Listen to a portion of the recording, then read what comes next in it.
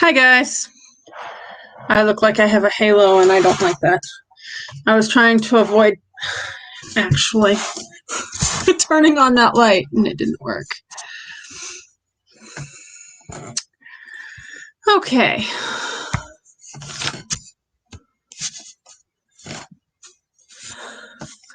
So how is everybody tonight? Are you having a good Monday? Bad Monday? Hi JW or Elizabeth. I was gonna say I always see JW in chat, so let me know if you're both here or if I'm not right and who's here.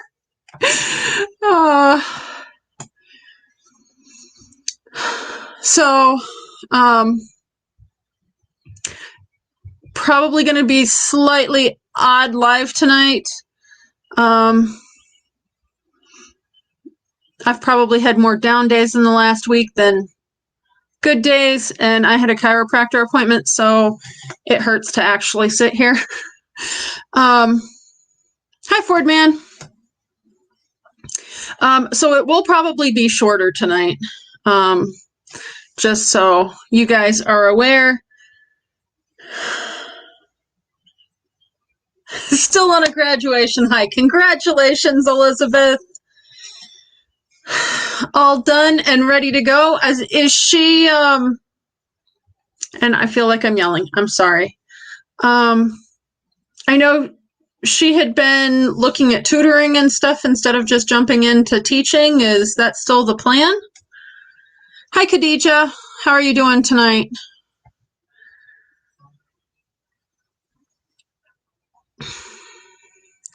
So I am going to kind of jump right into the first thing I normally do, which is a water update. Today, I am only about halfway through my water, so I've got water tonight instead of milk. Overall, the course of the week, most days I was perfectly fine. One day I got maybe 2/3 of it done, and I just didn't drink that much, I guess.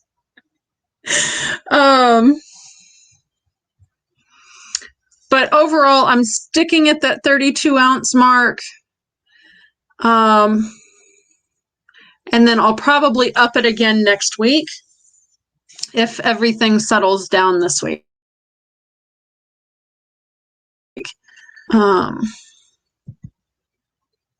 So she's still going to tutor. That is awesome. I'm sure she'll have tons of fun with that. I have actually been talking to my kid's stepmom some, and it looks like I might actually be doing some homeschooling next year, which is kind of both daunting and exciting at the same time. So, hi, Alberta. How are you doing tonight?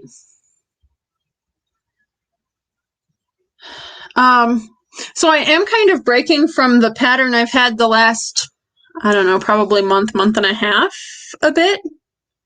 75 ounces per day. Oh, wow. Let's see here. To add, I'd be at 40 once I up it again. I'm at 32 now. I'm just doing it a cup at a time because if I try, the one time I tried to do 16, that was just, I'm not happy. Alberta, I had a chiropractor appointment after the kids got out of school. And I had a rib out of place, and my hips, of course, were, as usual, a bit off and things.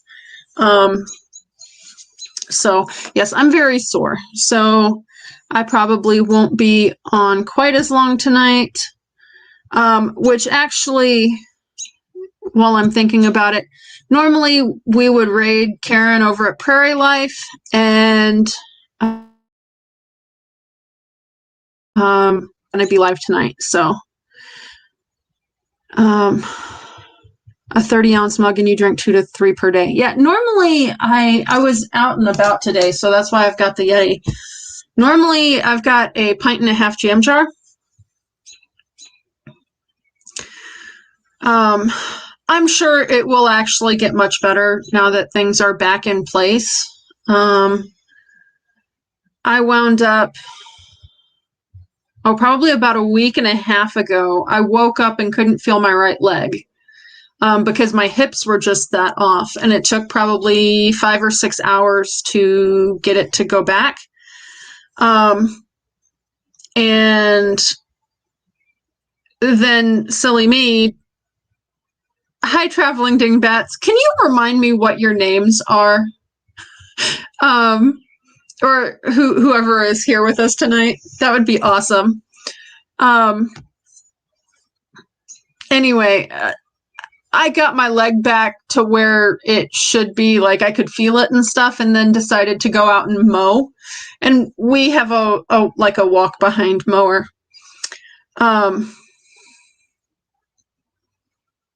That would be nice. My hips are, it's not always actually my hips when I know it's that region, but it's a combination of my hips and my SI joint.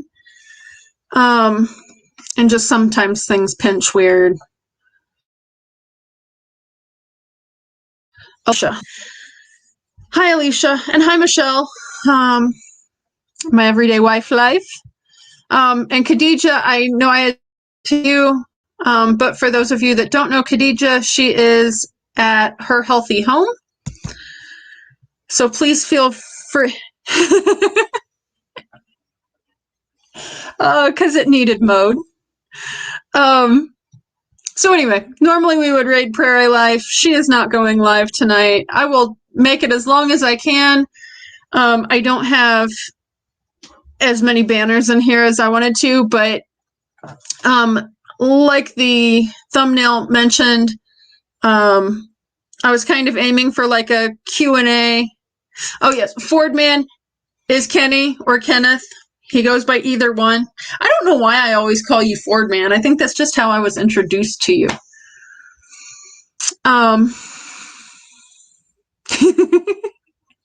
Yeah. And it's one of those things that needed done, and it's one of those things that just kind of happens. I'll kind of get into some of that a little bit later.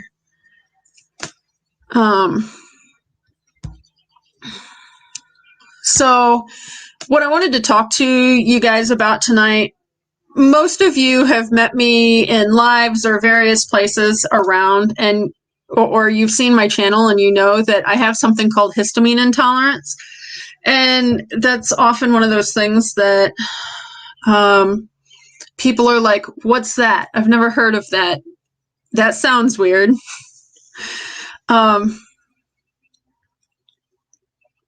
Yeah, and sometimes the whole grin and bear it thing is not necessarily a good thing. I am trying to make sure that I'm resting more. And I've done really well at that this last week, but that also means I haven't gotten as much done as I wanted to. So histamine intolerance, a lot of times you'll hear it referred to as a sensitivity to histamine, and that's not actually accurate. What histamine intolerance is, usually it's more histamine, actually, I say usually and I shouldn't. It is more histamine in your system than what your body can process and handle. So histamine is actually something your body needs. It's one of the signaling mechanisms for your brain. Hi, Ray. It can be. So with histamine intolerance, you have more in your system than what your body can process. It's not necessarily that it's more sensitive to it. It might be that there's more than what a normal person would have.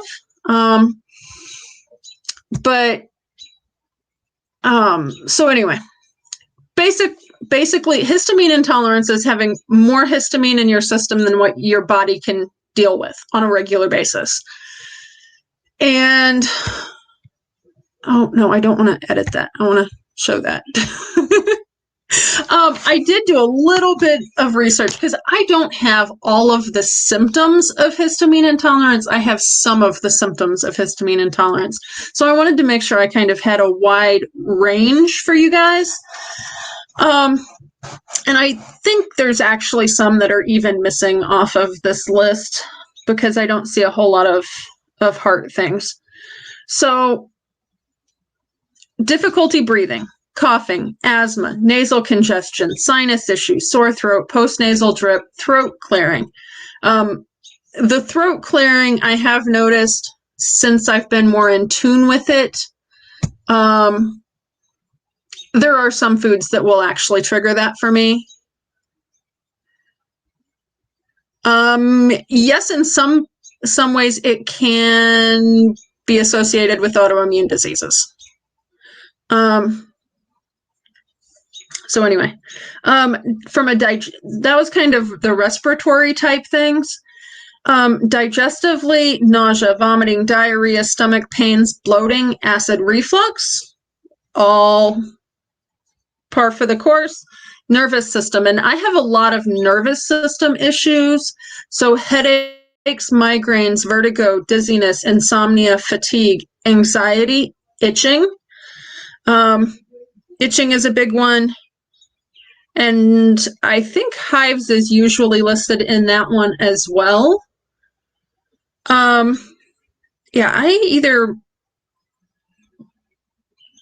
So what I pulled most of these off of, actually, there is a link in the description. But anyways, and there is a mind map that is just, I can only find a fuzzy one. But there is like some heart related issues. So like flushing is another one that I know a lot of people get. Like if you eat something that's high histamine, your face will get red. From a muscular standpoint, muscle twitches, muscle pain in the joints without swelling, as well as a lot of fibromyalgia symptoms.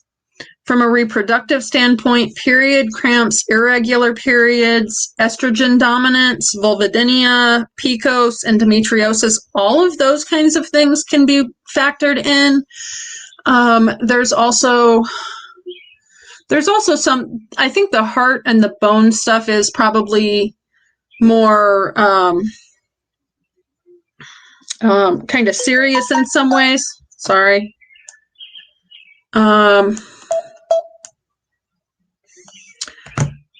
But like, because there's like some things that with the bone stuff, it has to do with actually producing mast cells, because like the way your blood is produced, it's produced in your bone marrow.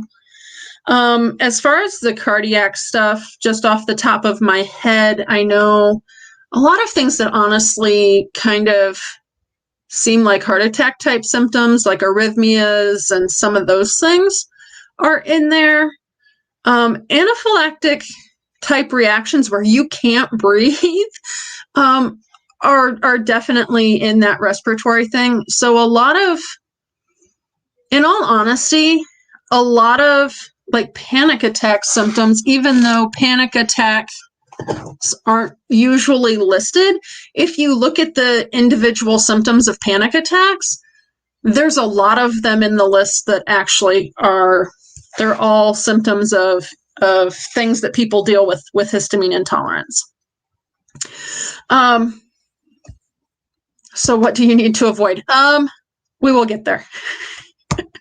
But we're going to start with what causes histamine intolerance, because that kind of, in some ways, affects what you need to avoid. So one of the books I got when I was first kind of setting down this path was the 4-Phase Histamine Reset Plan.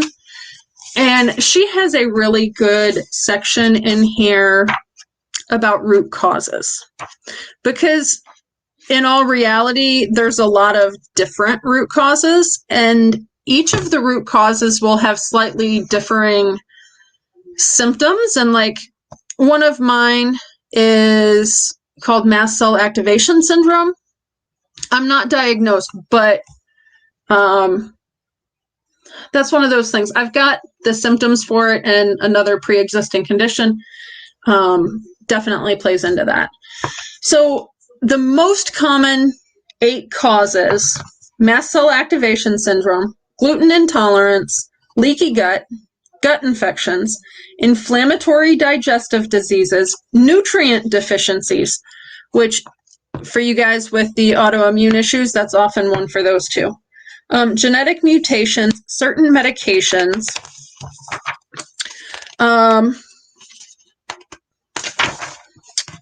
Let's see here.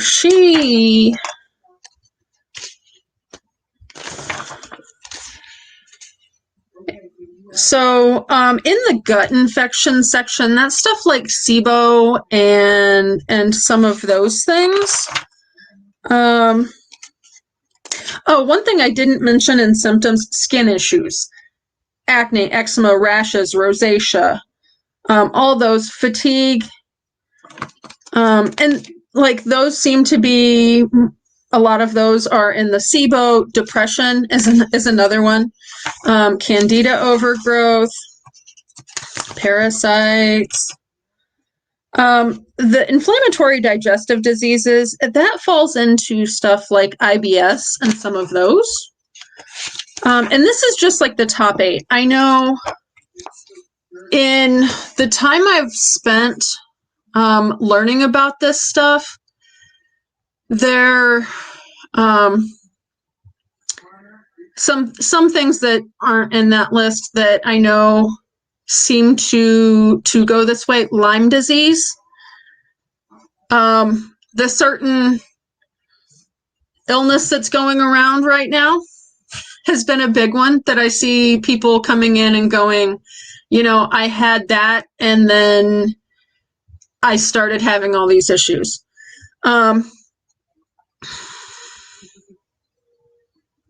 I don't know that I've heard of Mark Hyman. So I'm not sure. So, I mean, there's a wide variety of root causes. And one thing I really wanted to mention with this, I was diagnosed with histamine intolerance by a functional medicine doctor that basically I had gone, my regular doctor won't help with any of this stuff. So I had gone and gotten testing done at a place here locally called anylabtestnow.com. They have offices around the country, but I had gotten like food sensitivity testing.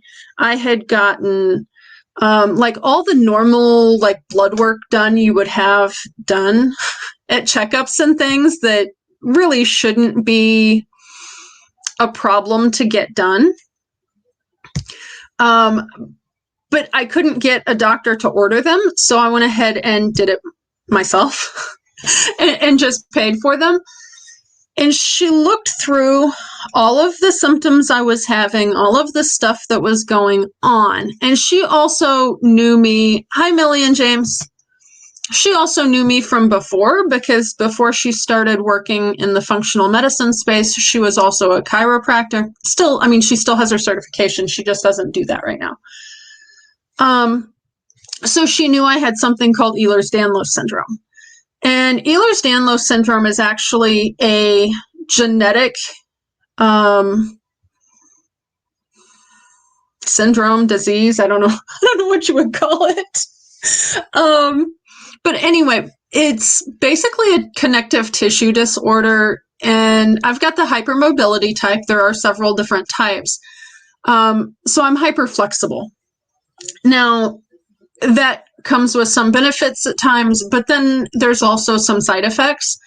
And come to find out, a lot of the symptoms I've had over the years, a lot of the things that have come up, the vertigo, the anxiety, the panic attacks, all of that sort of stuff, actually ties back into the Ehlers-Danlos. So even though most of the time Ehlers-Danlos is treated by a rheumatologist and they basically treat you for arthritis, there are a lot of other things that are affected, including the histamine reactions. So 66% of Ehlers-Danlos patients show up at one point or another with MCAS symptoms, which MCAS is the mast cell activation syndrome, at some point in our lives.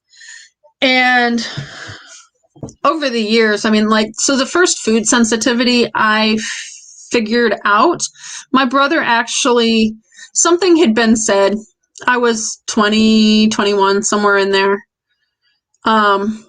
And I had said something about cooking some eggplant. I think I'd moved out by this point. But anyway, I said something about having fried some eggplant, and he's like, "You're still eating eggplant? Like, why on earth would you do that?" And I'm like, "Yeah, why not?" And I realize a lot of people don't like eggplant. I don't know. But apparently he had read an article that about 40% of Ehlers-Danlos patients react to eggplant. It's like, had no idea. It always made me want to stay in bed for 2 days. Just hadn't occurred to me it was the eggplant causing that. So, like, for me, I think, like, root cause would be the Ehlers-Danlos syndrome. But the MCAS, and then I also have symptoms of PCOS. So those are like my two root causes. So I've focused more on learning about how mast cells work. And I was gonna say, somebody had mentioned that they had found mast cells in a bladder biopsy. I think that was Alicia.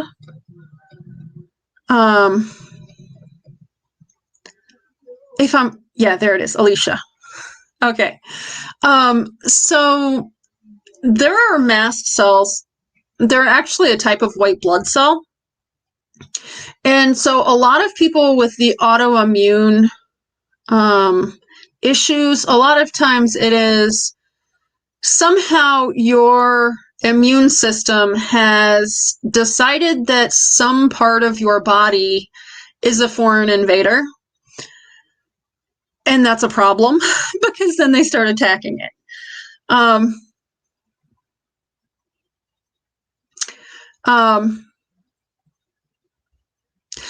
Yeah. And see, that's one of those things I assumed for years that they would tell me, what was going on. Hi, Gathering Within. And you're another one. I can't remember what your name is. I listen to you every night and every morning. Hi, Tim.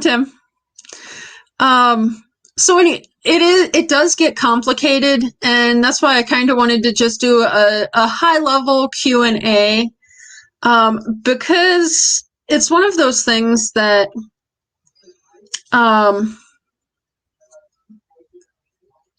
if people themselves, Jennifer, okay, I'm gonna write that down this time.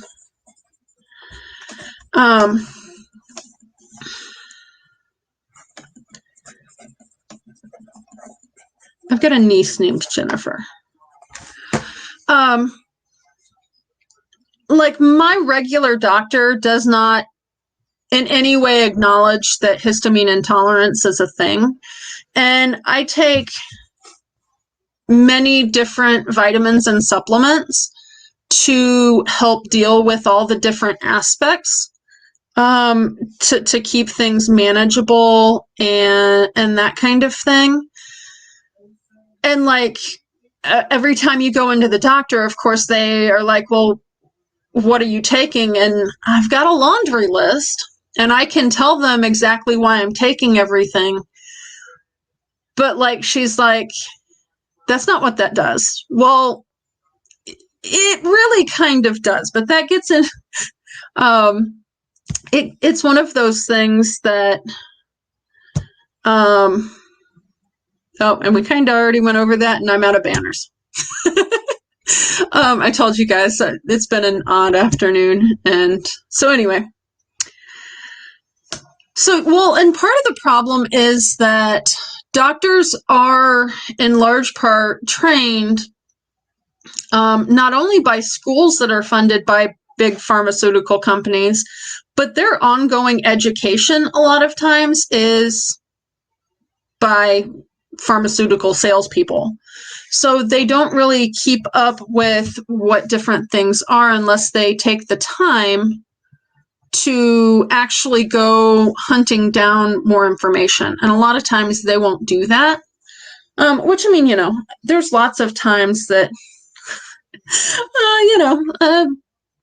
it's nice to be able to say, okay, I'm not at work. I'm off work. You know what I mean? So to some degree, I get it, but it's not really helpful when you've got odd things going on. Like for me, the Ehlers-Danlos, that started, it hurt to run. And I got sent to the principal's office during gym class my 8th grade year. And mom proceeded to drag me to, I think, 9 different specialists before we found my original rheumatologist. And of course, that's middle of my teenage years. And the first thing any of them asked was, well, are you pregnant? And I was mortified, absolutely mortified. And it was one of those things that the way Ehlers-Danlos often presents, it does have a lot of similarities to the way normal people feel when they're pregnant.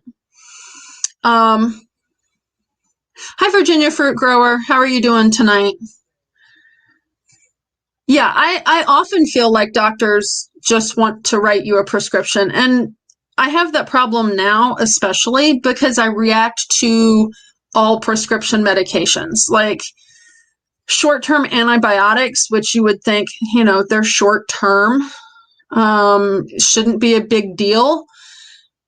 I've got about 2 days on antibiotics and I am broken out in hives. I'm starting to get like physically sick, like cold flu type sick, and I'll start having boils and things. It's like, it's weird. Of course, yeah, I'm beginning to wonder, like, stuff like that. If I go to the dentist, like, I've had implants and stuff, so they have to numb you for that. And actually, with the Ehlers-Danlos, one common thing is it will actually, the numbing agents they use wear off very quickly. So they actually wind up having to give you more of it. Well, for me, anything that they put in via injection into my mouth, within the next 3 weeks, I'll have blisters. And those blisters will basically be filled with whatever medicine they gave me in the shot. And they didn't believe me at first. And then I'm like, no, it tastes the same, because one of them, like, some dropped off the syringe. I'm like, oh, that tastes nasty. And the next time, it's like, yeah, no, they saw the blisters and it was like, well, it's whatever you're injecting.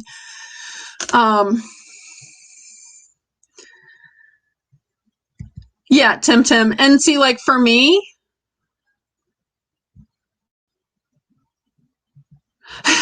yeah, and I've been caught a couple of times where, like, the first time I had a panic attack, it lasted over 3 hours.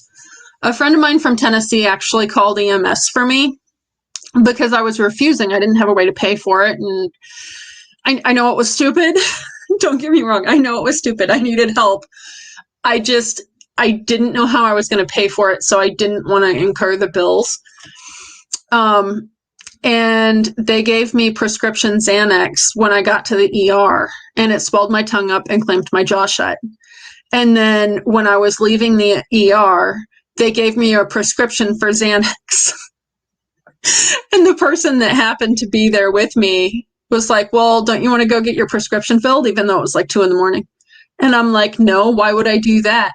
Because you need the medication. They gave me the prescription for the thing I reacted to. I'm not getting it filled. And every doctor that sifts through my medical record in the computer, they always like get to that part and they're like doing this number. what? Flipping screen. And I'm like, you're at the part where I had a panic attack in 2011, right? Yup. That's what it was. No, I didn't get it filled. But yes, and a pharmacist would hopefully have caught some stuff like that. But if you go to a different pharmacy, they don't always have all your prescriptions. And if they don't know what you're allergic to, when I actually went to an allergist for food sensitivity, I'm talking really loud and really fast. I am so sorry, you guys. When I went to an allergist about the food sensitivities, because at that point I just figured I was developing allergies,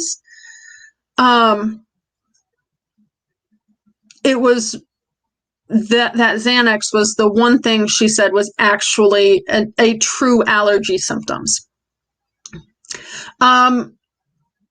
So I'm not sure exactly what your issues are, Michelle, as far as the gluten causing boils. For me, like I mentioned, one of my root causes is MCAS. And with MCAS, there's, okay, hang on. So with the MCAS, there's a couple different things that happen. But one of them is that your mast cells kind of overreact sometimes. But with lectins, so, okay, how do I want to explain this? So, hi, Paula. So with the MCAS, no, let's start here, because we were originally on histamine intolerance.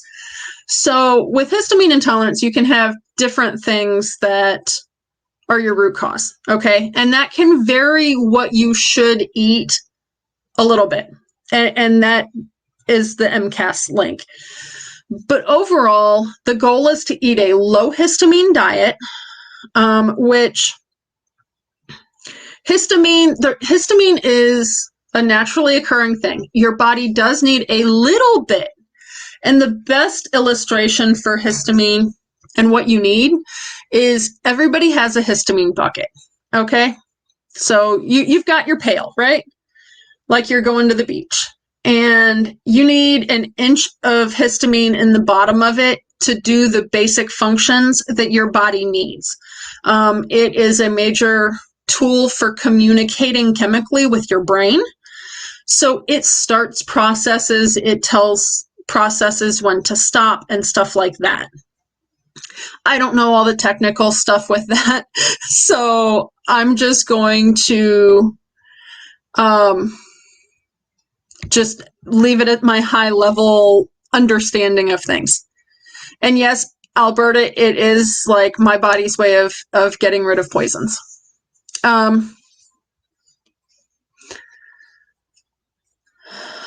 Luckily, I don't need 15 or 16 needles yet. But yes, like, and my oral surgeon at this point has learned that just, he expects that halfway through, I'm going to need more. So he just has it ready. And unfortunately, it's usually when he's giving me stitches and he can't put the stitches down to actually give it to me.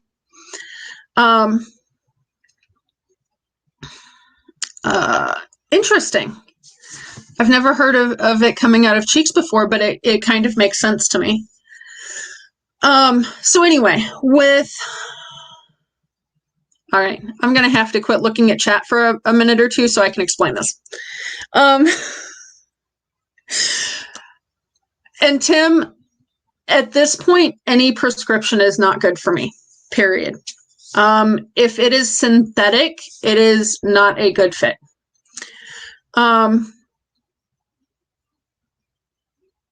So back to eating for histamine intolerance.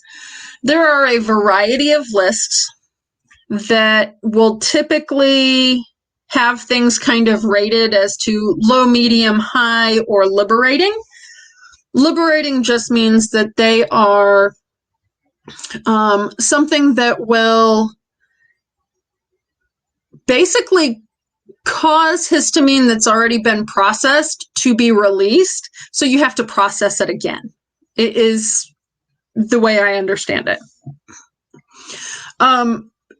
However, at the same time, I've also come to understand through learning about MCAS that a lot of those things that are liberating, it's not necessarily actually histamine that's already been processed, but it's things that don't necessarily contain high levels of histamine if they test them. It's stuff that will release histamine into your system because it causes your mast cells to degranulate, and when your mast cells degranulate, they release a cocktail of stuff, hormones, enzymes, histamine, whole slew of stuff to basically call in the troops to attack whatever invaders there are. Hi DJ, hi AJ. Have a great night.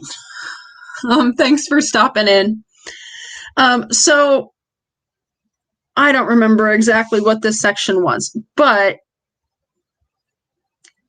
I think it kind of, so you've kind of got 4 different things going on. I'm really only going to cover 3, but so you could have increased amounts of histamine to show up with histamine intolerance. This would be eating things that are high histamine, whether it's drinking alcohol, using lots of vinegars and that kind of thing, high histamine foods. And there is a huge long list of high histamine foods, so just be aware. Things that are high histamine tend to also be high acid, but not necessarily. So like pineapple is high histamine, bananas are high histamine, tomatoes are considered high histamine. And you're probably at that point going, but you use tomatoes in your cooking. I use tomatoes in my cooking because I kill off the lectins in the tomatoes. Avocados are considered high histamine, but again, that's one of those things, they're low lectin. So anyway, increased amounts of histamine can come from and now I'm hitting things. Can come from mast cell issues, allergies, infections, NSAIDs, like the arthritis medications and stuff. If you're having an intolerance to those, it can raise your histamine levels. Bacteria, like I mentioned, wine, or alcohols, vinegar, old leftovers. Old leftovers is huge. If you can, as soon as you finish eating stuff, if you can freeze it, that will actually drastically slow the rate that histamine is created in the food, because basically if you have a food item and it contains water and is not frozen, it will be developing histamines. It doesn't develop them as quickly if it's sitting in the refrigerator as compared to like left out, but it's still developing them some. It very well might be. For me, I'm pretty sure, even though I did like sort of a simple test to see if I had low stomach acid, and that was okay. I think part of my issue is I have slightly lower stomach acid levels. So if bananas are giving you heartburn, yes, it is a possibility. Try eating greener bananas, because that's another thing. Bananas have a range, right? So if you are okay with green bananas, but not like almost overripe bananas, that's one of, I have not actually, Jennifer. It's on my wish list for this year. I don't know if it'll happen. I was kind of expecting my rheumatologist to get some testing done for me, and he did not. So I'm going to have to pay cash for all my just standard normal testing. but that's one of those things. So yeah, those kinds of things are one thing. An increase in sensitivity of the receptors can be another thing, and those are generally caused by like genetic mutations, autoantibodies. This would be where your autoimmune diseases come in, infections, stuff like that. It can also be a DAO or HMNT are not sufficient to process the histamines. And there's only two ways to process histamine. It's either DAO or HMNT. And to my understanding, it's like 70 or 80% of it is DAO. I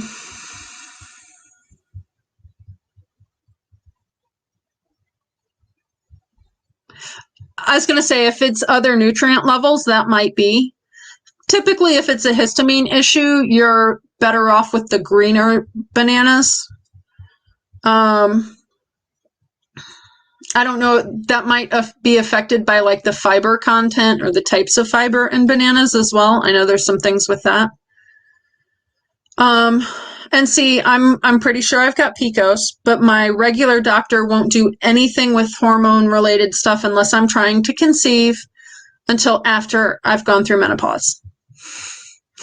So, hi Howie, how are you doing tonight? Yeah, so like I'm basically paying cash for all of my testing at this point because my regular doctor just thinks I'm nuts. She'll go through the paperwork if I need like FMLA. So if I have panic attacks at work, I can leave or, not get penalized for it, but she won't actually look into the causes of why I was having panic attacks. Oh, that is not good. I was going to say, and see, like this year I'm going through a class with the functional medicine doctor that told me I had histamine intolerance. This is not her day job. She is actually, what she does, like for her day job, is teaching doctors about functional medicine and designing teaching materials for them, or the people that will teach them about that kind of stuff. So she does a lot of conferences and stuff too. But she was basically taking up all of her nights and weekends getting in contact with patients. So she just made a sort of class to go through.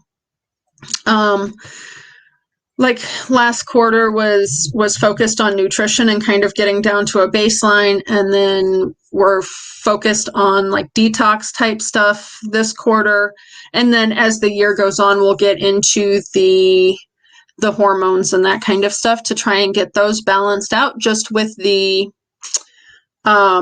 like the lifestyle things that doctors always say you should do, but they never give you the how-tos on it. It's kind of that kind of thing.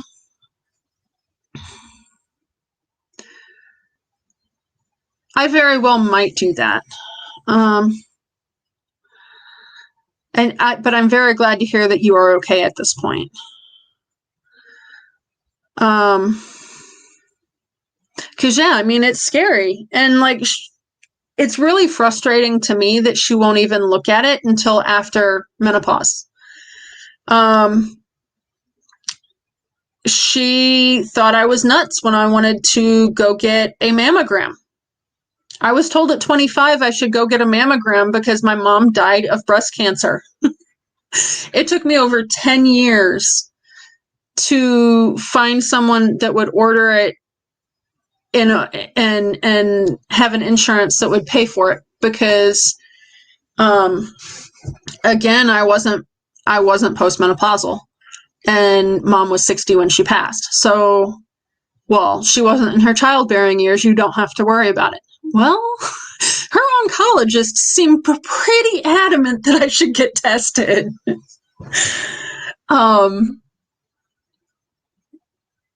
Oh, thank you, Jennifer. She passed back in 2008. So yeah. We miss her, that's for sure. So a fourth thing that can be going on is like, I will agree with that. I she's frustrating. That's for sure. Like there can be like some genetic enzyme situations that fall outside of those, but for the most part, those kind of cover most of it. So like for me, I started delving into my root causes more. And if you look at things like mast cell activation, if you can find out why your mast cells activate, you find things like, oh, well, if you eat things with high lectins, have a good night, Khadija. Thank you for coming in. If you avoid the lectins, which nightshades are all high in lectin content, legumes, nuts, those kinds of things, they're all high lectin. At least, and also like grains as well. So like some of the things like the gluten. Well, gluten is a lectin. Basically, lectins are meant to protect the plants from being eaten. So then once they're, yeah, I was gonna say, and it's like even if she doesn't have the knowledge to diagnose something, I would have been fine going to a specialist, and she wouldn't even do that because I'm not trying to conceive. If I was trying to conceive and have more kids, then that would be another story. But it's like, really? And how are you gonna fake that if you're not even in a relationship at the time? You know what I mean? So anyway, it is what it is. But so like one thing with the autoimmune stuff, and at least for me, I noticed this when I went through the Fatigued to Fantastic book. Not that I can talk, sorry. A lot of things are caused because of different deficiencies in vitamins and minerals. And a lot of there's different things that can cause those deficiencies, whether it's your gut biome is causing issues and you're not digesting them in a way that they can be absorbed, would be one thing. You don't have a good night, Alicia. You don't have the right kind of chemistry going on, however that works, to absorb them once they're in your system. But like, you know, if you're having those issues and then a lot of these things start requiring more to process the excess, then you wind up with more deficiencies. So like I mentioned earlier, I've got things wish listed for what I want to get tested this year. I'd really like to get micronutrients done again. Because it's like, okay, well, if my B vitamins, some of them are low, some of them are okay, but I know that they're needed to produce the DAO that's needed to process the histamine. So if I'm running through that much more of these various things, then I need to make sure I'm that I have those. I don't know. I feel like I'm rambling at this point, guys. I am sorry. Have I answered most of your questions? I think I've caught the ones coming into chat. Maybe not right when they were posted, but going down through, hopefully I caught them. Did you guys have more questions? Yeah, see, I take a ton of supplements. I actually can't take magnesium orally, so I use a magnesium lotion, and not as regularly as I should. Oh, that's why I've been craving chocolate lately. I take selenium, I take kelp, I take vitamin D. I don't take iron. I was actually not deficient in iron, even though I have had some, like, it's not like I was off the charts high with it, but I wasn't low in it or even borderline. Even though I've had some sort of anemia type symptoms at times. And I believe my B6 was actually lower than my B12 the last time.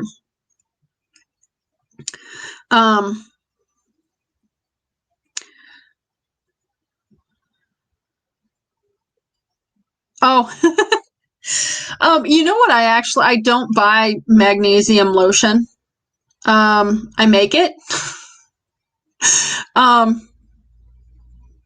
If you guys give me like 2 seconds, I can run get the stuff I make it with and tell you exactly what I use.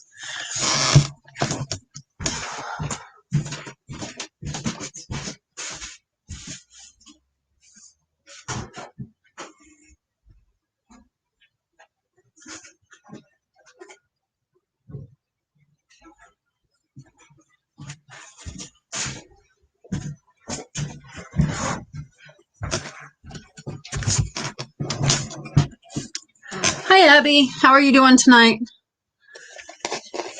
Okay, so Dr. Angela, all the way back when she was my chiropractor, recommended I get this stuff. I was going to say, can you see that? I get it off of Amazon.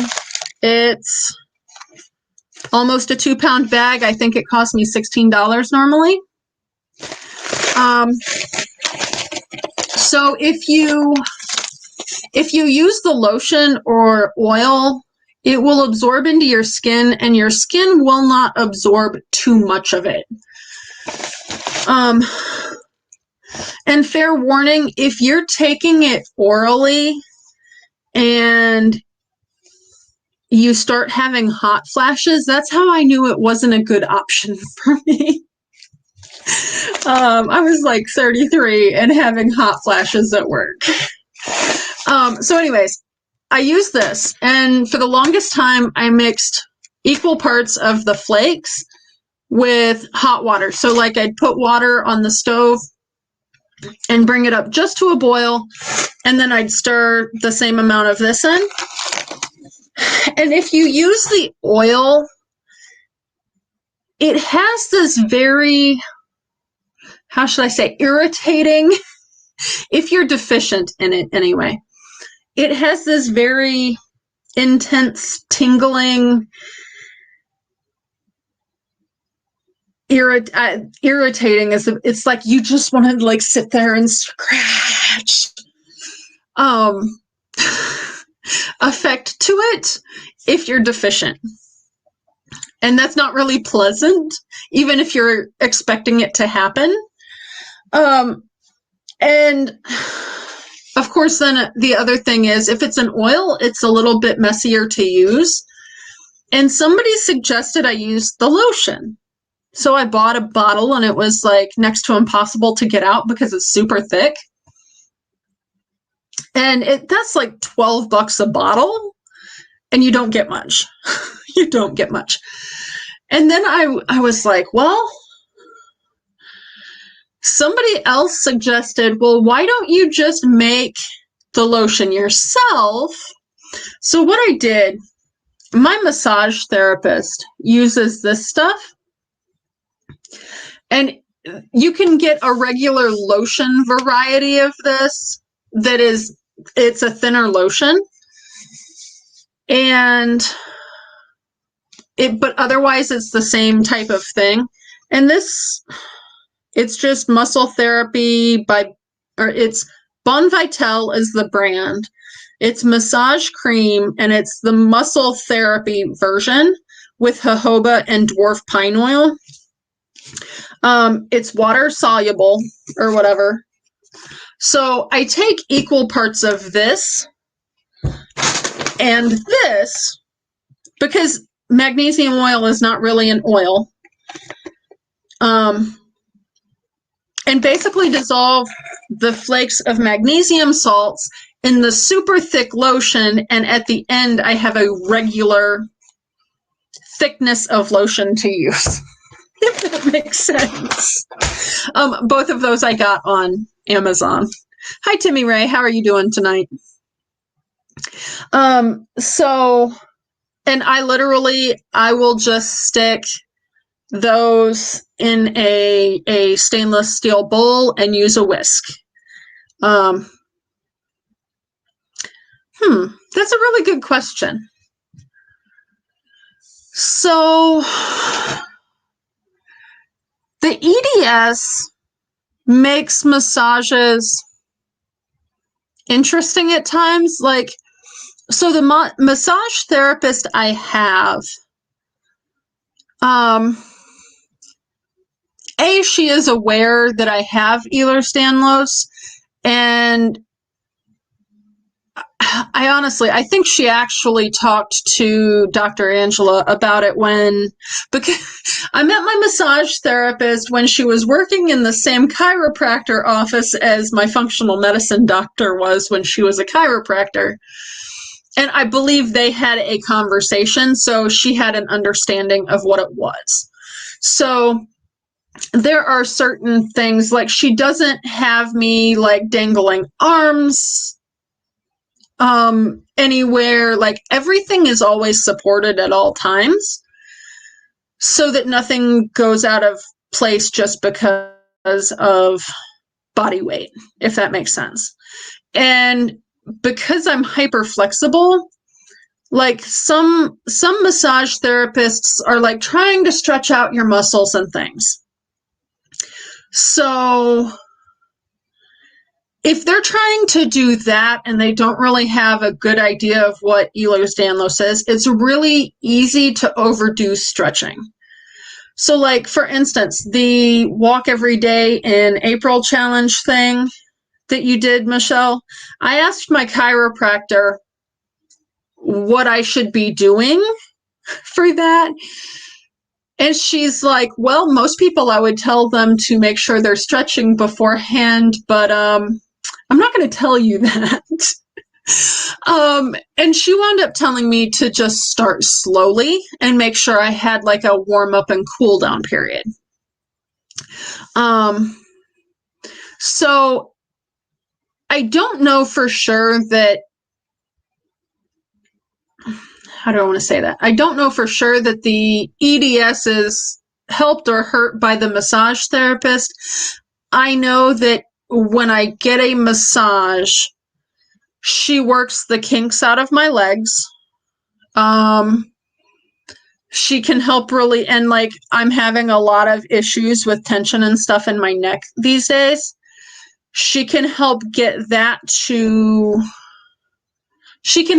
muscles to relax so that the chiropractic adjustments hold better. I have learned that I should not do the massage the same day as the chiropractor because the adjustment is worthless. It will be gone because I get relaxed and then I lose my muscles aren't holding things in place like they should.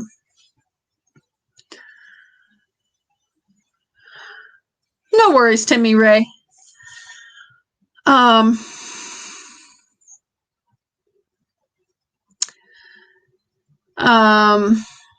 But yeah, so I would definitely say if you have not gotten a massage, number one, if you can find somebody who is trained in types of massage that can work with the health conditions you've got going on, or is at least aware of it. Like I know that my massage therapist has had extra training for like working with cancer patients. So Like she knows how to safely make sure that lymph is flowing and not like it's not going to spread cancer or cause problems with that. That's probably not the right way to word that, but you know what I mean. But like, so like if she needs to work with certain things to deal with edema and stuff from the cancer treatments and that kind of thing, that will generally help with that. But honestly, I think to some degree, one of the main benefits is reducing stress. If you're the type of person that holds tension in your muscles and stuff, like if I'm stressed out, my shoulders are tense, my neck gets tense, I tend to get headaches. I was gonna say, and I might not be saying that right, but yeah, I mean, like, I know that some people can like have very like there's different types of training, and like some of them are more like, okay, I'm gonna spend a weekend and learn how to do Swedish massage or something. Don't get me wrong, I have no idea what Swedish massage is. But like, so it's just a really quick certification, and they wouldn't necessarily understand a lot of the other stuff. But if you can find somebody that, and it might just be me, but like, okay, say I'm going to go to a chiropractor that has a massage therapist that works with them rather than like a massage business.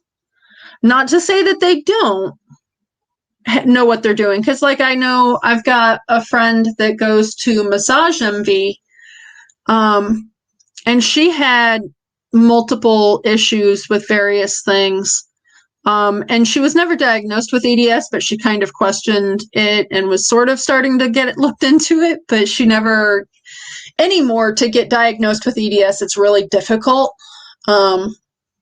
I was diagnosed because I had flexible flat feet, and I walked across the room. That was the determining factor for my first rheumatologist, was that I had flexible flat feet.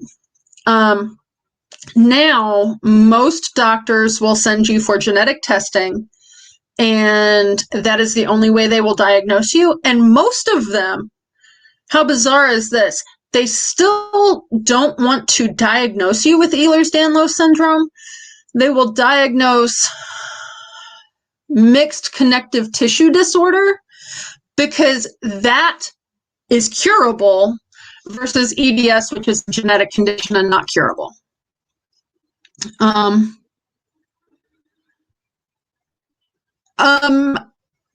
I cannot go into what you should take for certain diseases. I know there are certain things that will help with various aspects if they are open to them. My dad had Parkinson's, and he was not open to natural avenues of medication, and any of that should be addressed with the doctor as well, because that can have drastic effects with medication that they are probably giving him.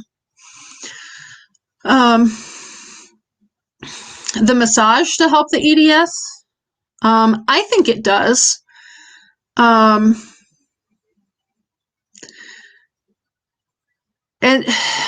that's one of those things. If you were going to go into a massage therapist, I would make sure that they understand that you have it, or that kind of thing. Like, honestly, the best thing I can say would be, wherever you think you might go, call them and ask. Because the worst they can say is, that's not really our cup of tea. We aren't sure we're okay with this, and that's fine. And I do say, and how should I say this?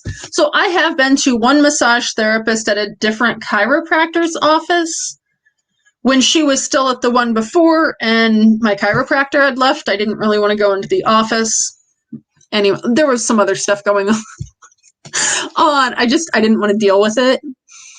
So I did go to a chiropractor or a massage therapist at a different chiropractor. They did not understand EDS. It was not a good situation.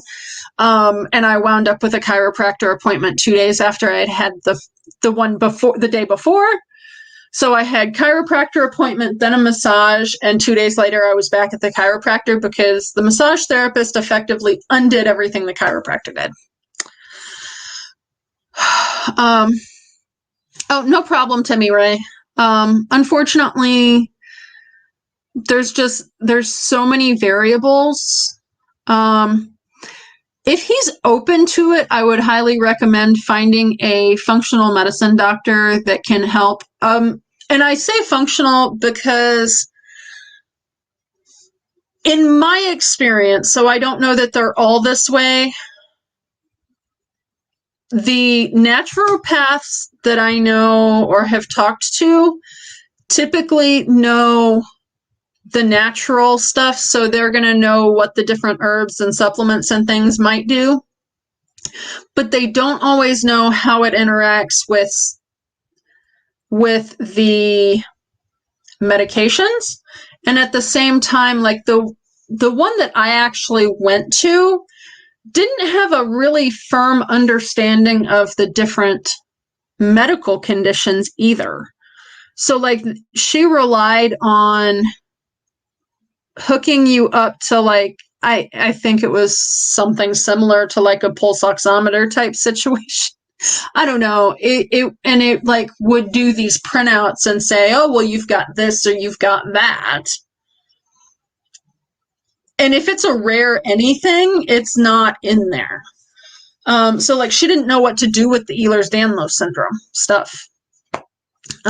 She was telling me I had one kidney that is weaker, which I can kind of believe that. But then like the Ehlers syndrome was showing up in completely bizarre and off the wall that is not what it was. But it wasn't programmed into that system. So a functional would be able to kind of work with what your dad's taking, what might help, because I do know I've found 2 or 3 herbs in the recent past that do help Parkinson's, but it's one of those you really have to watch it with the Parkinson's medications. And I totally feel for you because my dad did have Parkinson's. He was actually diagnosed with that spring or summer the year before he passed away. And my favorite college professor also had Parkinson's, and he would get so irritated with himself. It was kind of funny.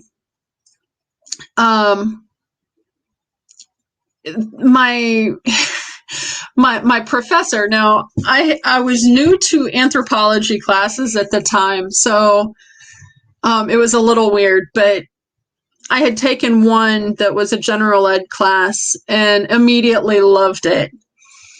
And it happened to be some sort of a fluke that he was teaching that general ed class, and I just took every class he taught. And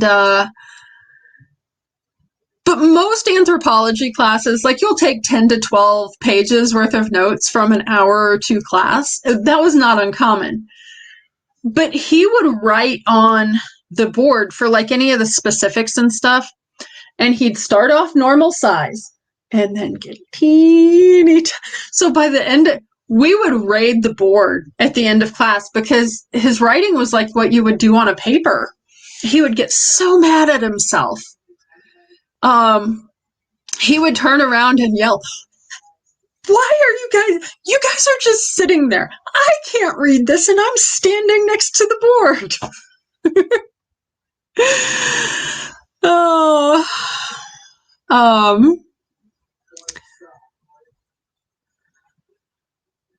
Yeah, definitely. And that's one of those things, you know, if something has the power to heal, it also has the power, or yeah, it also has the power to hurt. So that just be very careful.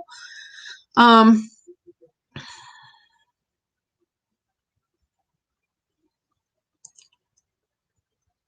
I will tell you that when I tried taking CBD, the effect it had was to completely tank my blood sugar.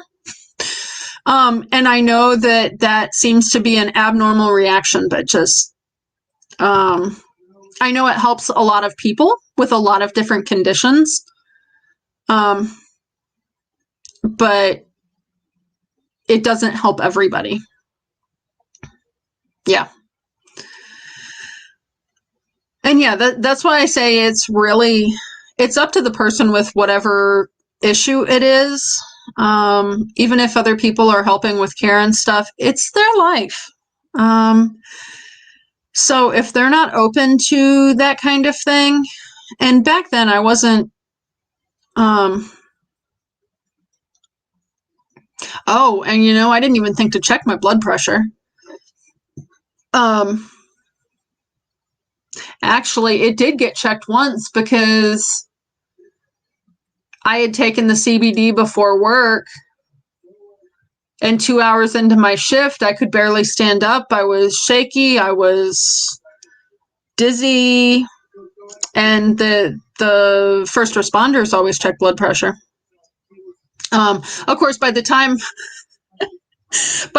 they actually got to me, I had downed 2 packets of honey in Venue and then got to the EDR and downed another 4. Um, so my blood sugar was actually starting to go back up, but it was still low when they checked it. It was like 65 or 70. Um, yeah, and honestly, a lot of that kind of stuff. So like when those chemistry type things are happening, that will actually a lot of times, like when your chemistry is going nuts, my mast cells would go nuts. So then I started having the histamine issues. So it's like it would always seem to lead to a panic attack. Like if if something was off, I'd wind up in a panic attack.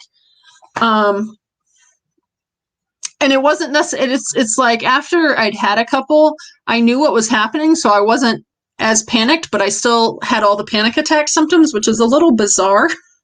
I'll tell you, it's a little bizarre when it's like, I know this is what's happening. My brain can logically understand that, but I'm still having all those reactions. And it honestly, it gets back to all of the individual symptoms all interrelate with the histamine and the signaling the brain in different ways. Whether it's to raise your heart rate, which, I mean, there's sometimes that people will eat a high histamine food. They have no symptoms other than all of a sudden their heart's racing. Oh, wow. That is hard, Michelle. My dad actually thought he had dementia because his dad had wound up with dementia. Like they thought it was going to be Alzheimer's, and then when they did the testing for it, it was not Alzheimer's. He didn't have the lesions. CBD is one part of the cannabis plant oil. So it's not going to get you high, but it has part of the medicinal effect that cannabis does.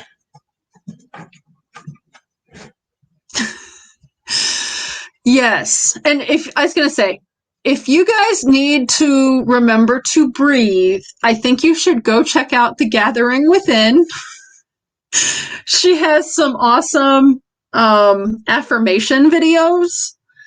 And I think I'm coming up on my 21 days for the ones that have been in my playlist. So I'm gonna, and I know you just came out with one today, so I'm gonna switch those out and get some new affirmations in there. But those, like always, you know. So, but I have actually been on here. I was gonna stay on less time than I normally do, and I've now been on for like half an hour, 45 minutes longer than I normally am. So I do think I'm gonna let you guys go. And I think I would like to thank you because I actually feel a lot better now than when I got on here.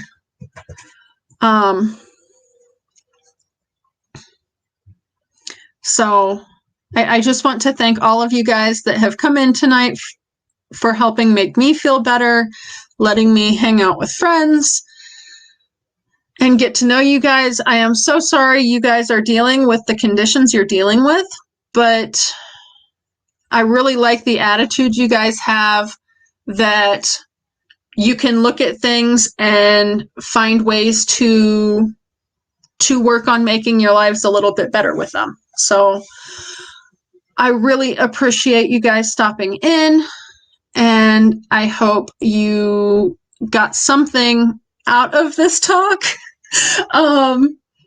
And as always, feel free to ask me any questions. If you don't want to do so publicly, feel free to email me.